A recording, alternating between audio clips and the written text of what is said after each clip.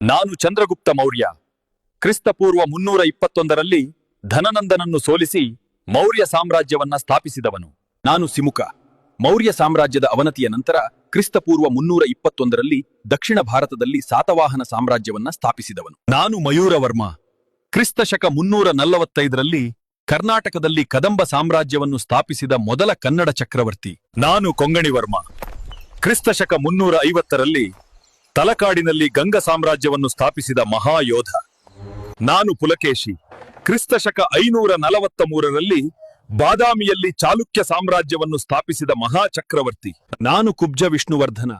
ಕ್ರಿಸ್ತಶಕ 624ರಲ್ಲಿ ವೇಂಗಿಯಲ್ಲಿ ಚಾಲುಕ್ಯ ಸಾಮ್ರಾಜ್ಯವನ್ನು ಸ್ಥಾಪಿಸಿದ ಮಹಾಚಕ್ರವರ್ತಿ. ನಾನು ದಂತಿದುರ್ಗ.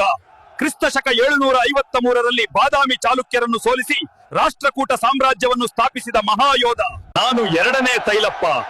973ರಲ್ಲಿ ರಾಷ್ಟ್ರಕೂಟರ ಸೋಲಿಸಿ ಕಲ್ಯಾಣಿ ಚಾಲುಕ್ಯ ವಂಶವನ್ನು ಸ್ಥಾಪಿಸಿದನು. ನಾನು ಸಳ. ಹೊಯ್ಸಳ ವಂಶದ ಸ್ಥಾಪಕ.